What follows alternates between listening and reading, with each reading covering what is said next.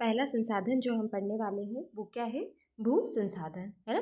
तो भू भी क्या है? हमारे लिए एक संसाधन है। अब भू से हमें क्या मिलता है? तो जितनी भी प्राकृतिक वनस्पति है, वन्य जीव है, मानव जीवन है, आर्थिक क्रियाएं, परिवहन, संचार व्यवस्थाएं, सारी चीज़ें जो है वो किसके ऊपर होती है? हमारी ज़मीन के ऊपर होती है ना। ज़मीन के बिना तो हम इमेजिन ही नहीं कर सकते कि हम लोग जिंदा रह पाते, है ना। तो ये हमारे लिए क्या है? बहुत ही ज़रूरी संसाधन है। पर हो क्या रहा है कि इस संसाधन का भी हमने बहुत ही ज़्यादा प्रयोग करना शुरू कर दिया, जिसके कारण इसमें भी क्या हो रही है? बहुत सारी दिक्कतें हो रही है, हमारी ज़मीनें ख़राब होती जा रही है। तो हमें क्या आवश्यकता है कि हम इसका संरक्षण करें, है ना। अब देखो यहाँ पर आपको जानना क्या है, या हमारी एग्ज़ाम के लिए क्या इम्पॉर्टेंट है कि जो भू संसाधन है उसको हम अलग अलग उद्देश्य के लिए यूज़ करते हैं। जैसे कि वन के लिए, है ना, क्योंकि जो भू है उसी के ऊपर क्या होता है? वन भी होते हैं। फिर उसके बाद कृषि के लिए हम इसका उपयोग करते हैं। फिर उसके बाद कुछ ज़मीनें ऐसी होती है जिनको कि हम चारागाहों के लिए यूज़ करते हैं ना, जैसे कि जहाँ पर क्या होते हैं, जो भी हमारे मवेशी है ना, जैसे कि जो भी गाय है, भैंस है ना, उनको चराने वगैरह के लिए छोड़ देते हैं, तो उस तरह की भी भूमि हमारे पास होती है। देन उसके बाद परती भूमि होती है, जिसको कि हम कभी कभी जो है वो जोतते हैं और कभी कभी ऐसे ही खाली छोड़ देते हैं। उसके बाद शुद्ध बोया गया क्षेत्र, जहाँ पर हम क्या करते हैं? हमारी कृषि करते हैं, ठीक है। तो इस तरीके से हमने हमारी जो भूमि है उसको विभाजित किया हुआ है। अब हमारे लिए भारत में भू उपयोग प्रारूप है ना, कि हम कैसे यूज़ करते हैं ज़मीन का। तो भारत में जो भौगोलिक क्षेत्र है वो कितना है? 32.8 लाख वर्ग किलोमीटर। तो ये आपको याद रखना है, ठीक है, कि भारत में भौगोलिक क्षेत्रफल कितना है? 32.8 लाख वर्ग किलोमीटर, ठीक है। इसके अलावा हमारे लिए ज़रूरी क्या है यहाँ पर पढ़ना कि हाँ देखो, जैसे अभी हमने पढ़ा कि जो भूमि है उसमें हम क्या क्या करते हैं। सबसे पहले तो कि वन लगाते हैं, है ना। देन उसके बाद कुछ को हम कृषि के कार्य में यूज़ करते हैं, कुछ को हम क्या उसमें यूज़ करते हैं, जो चारागाह वगैरह बनाने में यूज़ करते हैं, है ना। तो वन में हमको कितनी भूमि यूज़ करना है वो कहाँ पर बताई गई है? जो राष्ट्रीय वन नीति है हमारी 1992 उसमें। और उसमें उन्होंने क्या बोला है कि जो 33% है, मतलब ये पूरा मान लेते हैं ज़मीन है ना, तो इसका ये जो इतना पार्ट है ना 33%, ये पूरा 100 है, इसमें से जो 33% है इस पे क्या होना चाहिए? वन होना चाहिए। और ये किस नीति के हिसाब से हम बोल रहे हैं? तो राष्ट्रीय वन नीति 1992। तो एग्जाम में पूछा जा सकता है कि 33% क्षेत्रफल में वन होने चाहिए, ये किस नीति ने कहा है? तो राष्ट्रीय वन नीति 1992, ठीक है, ये आपको याद रखना है। अब उसके अलावा जो भूमि है ना, जैसे हमने कहा कि हम इसका बहुत ही ज़्यादा अंधाधुंध प्रयोग कर रहे हैं, जिसके कारण इसका संरक्षण करने की बहुत ज़्यादा ज़रूरत है। तो आखिर इसमें कौन कौन सी प्रॉब्लम है वो हमें पढ़ना है। जैसे सबसे पहली परेशानी जो है वो क्या है? भूमि निम्नीकरण और संरक्षण उपाय, मतलब सबसे ज़्यादा भूमि का क्या हो रहा है? निम्नीकरण हो रहा है। तो हम कैसे उसका निम्नीकरण कम कर सकते हैं और उसका संरक्षण कर सकते हैं, ठीक है। तो भूमि एक ऐसा संसाधन है जिसका उपयोग हमारे पूर्वज करते आए हैं तथा भावी पीढ़ी भी इसी भूमि का उपयोग करेगी। जैसे गाँवों में हम देखें, है ना, तो सब लोग किस पर निर्भर रहते हैं? ज़मीनों पर निर्भर रहते हैं। अगर वो ज़मीन ही खराब हो गई तो वो लोग कैसे जिएंगे, है ना। उनके पास पैसा कहाँ से आएगा? उनके पास गेहूँ कहाँ से आएगा? और अगर अनाज पैदा नहीं होगा तो हमें भी अनाज कहाँ से मिलेगा? मतलब कोई भी पृथ्वी पर जिंदा ही नहीं रह सकता। तो इसके लिए ज़रूरी क्या है कि हम उस भूमि का संरक्षण करें। अब भूमि को मतलब जो भूमि है हमारी ना, वो ख़राब किसके कारण हो रही है? तो सबसे ज़्यादा तो क्या हो रहा है? वनोन्मूलन। हमने पेड़ काट दिए। अब पेड़ों को काटने से क्या होता है कि जैसे ये पेड़ है हमारा, है ना, तो पेड़ों की क्या होती है? ये जो जड़ें हैं ये क्या करती है? यहाँ पर ये जो मिट्टी है उसको बांध के रखती है ना, पकड़ के रखती है। अब हमने ये पेड़ ही काट दिया तो अब इस मिट्टी को पकड़ के कौन रखेगा? तो ये हवा से उड़ जाएगी। अगर पानी आया तो पानी से ही क्या होगी? बह जाएगी। और 1 सेंटीमीटर भी जो मिट्टी है उसको बनने में कई साल लगते हैं, तो कितनी सारी मिट्टी तो बह गई। फिर ऊपर वाली मिट्टी क्या होती है? सबसे ज़्यादा उपजाऊ होती है, वो मिट्टी बह गई तो हम अगर वहाँ पर मान लो गेहूँ बोएंगे, सोयाबीन बोएंगे, चावल बोएंगे तो वो ठीक से पैदा नहीं होंगे, है ना। तो इससे तो क्या होगा? बहुत दिक्कत हो जाएगी हमें। दूसरा सबसे बड़ी परेशानी क्या है? अति पशुचारण। पशुचारण बहुत ज़्यादा हो रहा है, जिसके कारण भी क्या हो रही है, हमारी भूमि खराब होती जा रही है।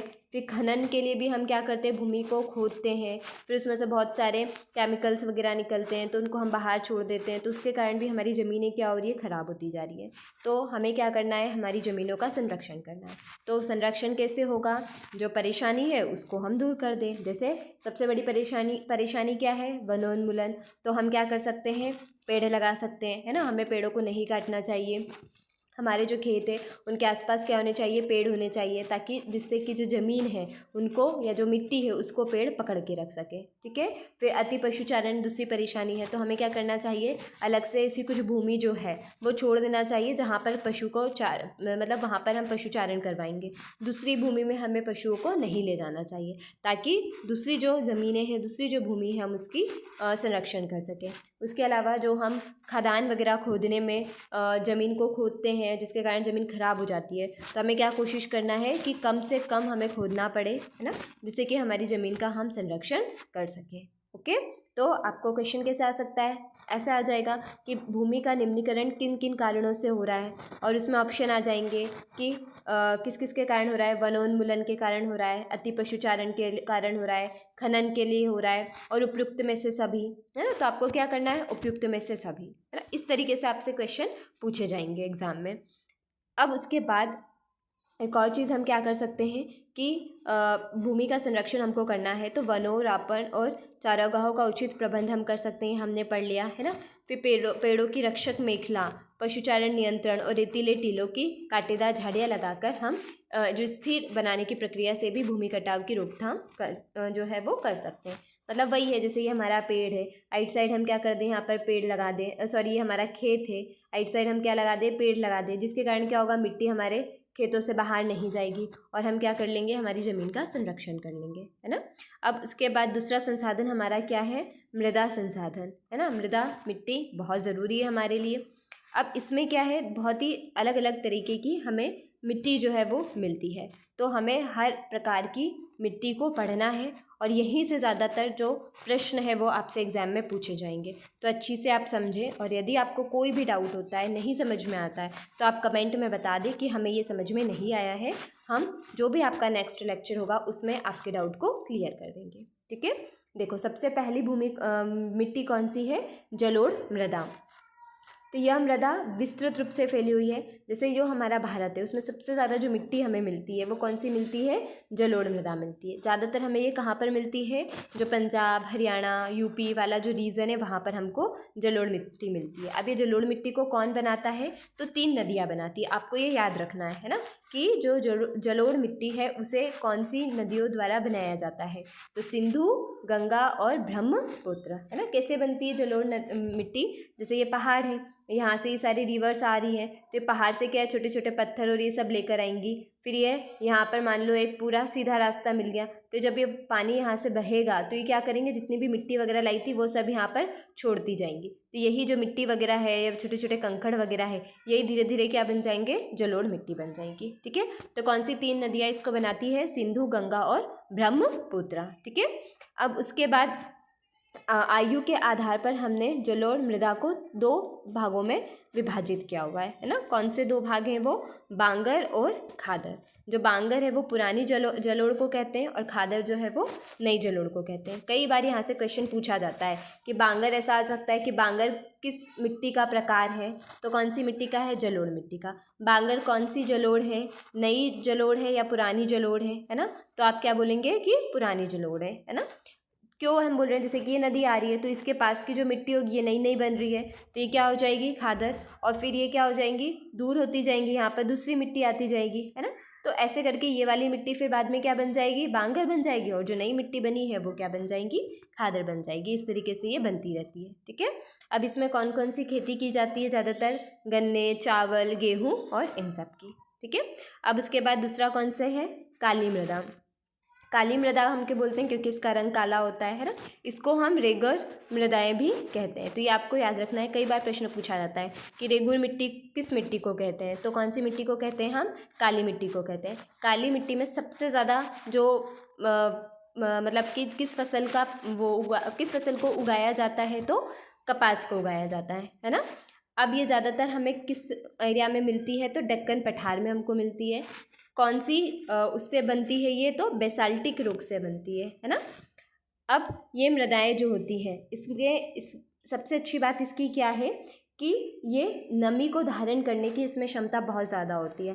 जैसे ये नमी को बहुत ज़्यादा समय तक धारण कर सकती है, तो जिसके कारण क्या होता है, जैसे जहाँ पर कम बारिश होती है तो ऐसे इलाकों में जनरली ये वाली जो मिट्टी है वो पाई जाती है।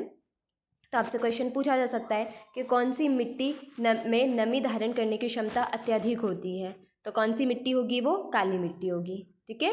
फिर इसमें क्या होता है, गर्मियों वगैरह में इसमें दरारें पड़ जाती है ना। हमने देखा होगा कई बार खेतों वगैरह में, तो उससे क्या होता है कि जो ऑक्सीजन है वो उसके अंदर चला जाता है ना, जिससे कि वो मिट्टी क्या है और ज़्यादा उपजाऊ हो जाती है। तो ये भी उसकी एक विशेषता हो जाएगी। उसके बाद कौन सी मिट्टी है, लाल और पीली। तो लाल और पीली जो है वो कौन सी चट्टानों से मिलकर बनी हुई है, तो आग्नेय चट्टानों से। ये आपको याद रखना है ना। जैसे जलोढ़ मिट्टी में हमने क्या पढ़ा कि 3 नदियाँ उसको बनाती है, सिंधु, गंगा और ब्रह्मपुत्र, है ना। देन उसके बाद हमने 2 प्रकार उसके पढ़े थे, बांगर और खादर, तो ये आपको याद रखना है। फिर काली मिट्टी की कौन सी विशेषता पढ़ी कि हम इसको रेगुर भी कहते हैं, बेसाल्टिक चट्टानों से ये मिलकर बनी हुई होती है। और हमने क्या पढ़ा कि इसमें नमी धारण करने की क्षमता अत्यधिक होती है। सबसे ज़्यादा पैदावार में हम कौन सी फसल इसमें कर सकते हैं, तो कपास कर सकते हैं। फिर हमने कौन सी मिट्टी पढ़ी, लाल और पीली मिट्टी। तो लाल और पीली मिट्टी में कौन सी चट्टानों से मिलकर बनी होती है, ये आग्नेय चट्टानों से मिलकर बनी होती है ना। इसका पीला रंग किसके कारण हो जाता है, जलयोजन के कारण हो जाता है। मतलब वैसे तो ये मिट्टी कैसी होती है, लाल होती है, पर जब इसमें पानी मिल जाए तो ये मिट्टी कैसी बन जाती है, पीली बन जाती है ना। फिर उसके बाद कौन सी मृदा है, लेटराइट मृदा। लेटराइट शब्द ग्रीक भाषा के शब्द से बना है, लेटर, है ना, जिसका मतलब क्या होता है, ईंट। तो जिस तरह की ईंट होती है ना, उसी कलर की ये मृदा होती है। अब इसकी क्या विशेषता है कि ये हमें जनरली उष्णकटिबंधीय या उपोष्णकटिबंधीय जलवायु जो है वहाँ पर मिलती है। तो आपको ज़्यादा याद नहीं रखना है, बस इतना याद रखना है कि ये मिट्टी हमें कहाँ पर मिलती है, जहाँ पर बहुत ज़्यादा वर्षा होती है। अब वर्षा होने के कारण क्या होता है, जैसे कि ये मिट्टी है, बहुत ज़्यादा यहाँ पे क्या हो रही है, वर्षा हो रही है, तो क्या होता है कि पानी के साथ इसमें जो ऊपर वाली लेयर है ना, उसमें जितने भी मिनरल्स वगैरह होते हैं वो भी पानी के साथ नीचे चले जाते हैं। तो ये वाली जो ऊपर वाली लेयर होती है इसमें से उपजाऊपन चला जाता है। तो यहाँ पर ठीक तरीके से जो पेड़ पौधे हैं, है ना, वो उग नहीं पाते हैं। तो ये जो मिनरल्स वगैरह है जो नीचे चले गए, इसी को हम क्या बोलते हैं, निक्षालन, तो लीचिंग। तो ऐसा आ सकता है कि निक्षालन या लीचिंग जो है वो कौन सी मिट्टी में होती है, तो लेटराइट मिट्टी में होती है। लेटराइट मिट्टी कौन से एरिया में मिलती है, हमको कौन से क्षेत्र में मिलती है, जहाँ पर अत्यधिक वर्षा होती है। ठीक है, बस इतना ही आपको याद रखना है। उसके बाद कौन सी मिट्टी है, मरुस्थली मृदा। मरुस्थली मृदा में क्या होगा, मरुस्थली मृदा का रंग लाल और भूरा होता है। ये मृदाएं आमतौर पर रेतीली होती है ना, कैसी होती है, रेतीली और लवणीय होती है। जैसे कि जो हम पता है ना, बालू रेती वगैरह जो होती है उस तरह की होती है कौन सी, मरुस्थली मृदा, है ना। इसमें क्या होता है, जैसे कि जो वाष्पीकरण वगैरह हो जाए तो यहाँ से हम नमक वगैरह, इतना आपको नहीं पढ़ना है, बस आपको याद रखना है कि मरुस्थली मृदा कैसी होती है, रंग इनका लाल और भूरा होता है और इसमें रेतीले और लवणीय होती है ये आमतौर पर। ठीक है। फिर उसके बाद कौन सी है, वन मृदा। वन मृदा कौन सी होगी, जो वनों में मिट्टी मिलती है उसी को हम क्या बोलते हैं, वन मृदा बोलते हैं। अब जैसे हमने पढ़ा था कि भूमि में क्या क्या दिक्कतें हैं, कि बहुत ही ज़्यादा हमने पेड़ काट दिए हैं जिसके कारण ज़मीनें खराब हो रही है ना। फिर हम बहुत ज़्यादा पशुओं को पशुचारण जो है वो बहुत ज़्यादा करवा रहे हैं, तो उसके कारण ख़राब हो रही है। तो वैसे ही हमारी मिट्टी किन किन कारणों से ख़राब हो रही है ये हमको पढ़ना है। तो सबसे ज़्यादा जो परेशानी है मिट्टी में वो कौन सी है, मृदा अपरदन। इसीलिए हमें उसका क्या करना पड़ेगा, संरक्षण करना पड़ेगा। तो मृदा के कटाव और उसके बहाव की प्रक्रिया को हम क्या कहते हैं, मृदा अपरदन। जैसे आपको ये चित्र दिख रहा है और कई बार हमने खेतों में भी देखा है कि जब बहुत ज़्यादा बारिश होती है तो मिट्टी क्या ऐसे पूरी बह जाती है, तो वहाँ पर क्या एक पूरा रास्ता बन जाता है ना। तो इसी को हम क्या बोलेंगे, मृदा अपरदन। अब देखो ये रास्ता बन गया, मतलब कि क्या, इतनी मिट्टी बह के चली गई, अब वो मिट्टी हमको वापस मिलेगी क्या, नहीं, ये तो हमको नुकसान हो गया। तो हम इसको कैसे रोक सकते हैं। फिर उसके बाद क्या होता है, ये मिट्टी पानी के साथ कहाँ पर चली जाती है, नदियों में। अब नदियों में चली जाती है तो नदियों की गहराई कम हो जाती है, तो नदियों में बाढ़ आ जाती है। तो इसीलिए हमें क्या करना होगा, हमारी मिट्टी का संरक्षण करना होगा ताकि कम से कम मृदा अपरदन हो। ओके, तो हम ये कैसे कर सकते हैं, वही कि हम ज़्यादा से ज़्यादा पेड़ लगाएं, है ना, जो खेत है उनके आसपास हम पेड़ लगाएं, जिससे कि जो मिट्टी है वो हमारी बहे नहीं। अब यहाँ पर कौन कौन से कारण हैं वो दिए हुए हैं, जैसे कि मानवीय क्रियाएं, वनोन्मूलन, अति पशुचारण, निर्माण और खनन इत्यादि। क्योंकि देखो जो हमने दिक्कतें भूमि में पड़ी वही किस में होंगी, मृदा में, क्योंकि भूमि और मृदा क्या है, एक ही तो है ना, क्योंकि ज़मीन है, ज़मीन के ऊपर ही क्या मिल रही है हमको, मृदा मिल रही है। तो जो हमने वहाँ पर दिक्कतें पड़ी वही सब यहाँ पर है। तो जिस तरीके से हम भूमि का संरक्षण कर सकते हैं वैसे ही हम किसका संरक्षण कर सकते हैं, मृदा का भी संरक्षण कर सकते हैं। ठीक है, तो आपको बस इतने पॉइंट्स याद रखना है। कौन कौन से, कि वनोन्मूलन के कारण ज़मीन भी खराब हो रही है, मिट्टी भी खराब हो रही है, पशुचारण के कारण भी हो रही है, और जो हम खनन वगैरह कर रहे हैं उसके कारण। तो हम इसको कैसे सॉल्व कर सकते हैं, ज़्यादा से ज़्यादा हमको पेड़ लगाने हैं। जो पशुचारण है उसके लिए अलग से ज़मीनें बनानी, अलग से ज़मीन रखना है ना, जो हमारी उपजाऊ ज़मीन है उसमें हमको पशुचारण नहीं करवाना है। और जो भी खनन वगैरह की प्रक्रिया है उसको भी हमें कम से कम करना है, जिससे कि हम हमारी भूमि और हमारी मृदा दोनों का क्या कर सके, संरक्षण कर सके। ठीक है, बस इतना ही पढ़ना है, क्योंकि देखो प्रश्न उत्तर तो याद करने की ज़रूरत नहीं है, क्योंकि एक एक नंबर का ही पूछेंगे, है ना। मैं स्पेशली यहाँ पर एमपी बोर्ड के पॉइंट ऑफ व्यू से बोल रही हूँ कि यदि हम एमपी बोर्ड का पढ़ें, है ना, तो उसमें क्या दिया हुआ है कि एक नंबर का क्वेश्चन इस चैप्टर से आएगा। तो हमें बस ऊपर ऊपर हल्का हल्का सा इसको पढ़ना है। जो मृदा के प्रकार हमने पढ़े वो बहुत ही ज़्यादा इंपॉर्टेंट है, आपको वो अच्छे से पढ़ना है ना। इसके अलावा यदि आपको कोई और भी प्रॉब्लम है, कोई और परेशानी है, या फिर अगर आप चाहते हैं कि हम आपको एक एक नंबर के कौन कौन से क्वेश्चन पूछे जा सकते हैं उनका पूरा लिस्ट दे दें, है ना, तो आप हमें कमेंट सेक्शन में बता सकते हैं। Thank you.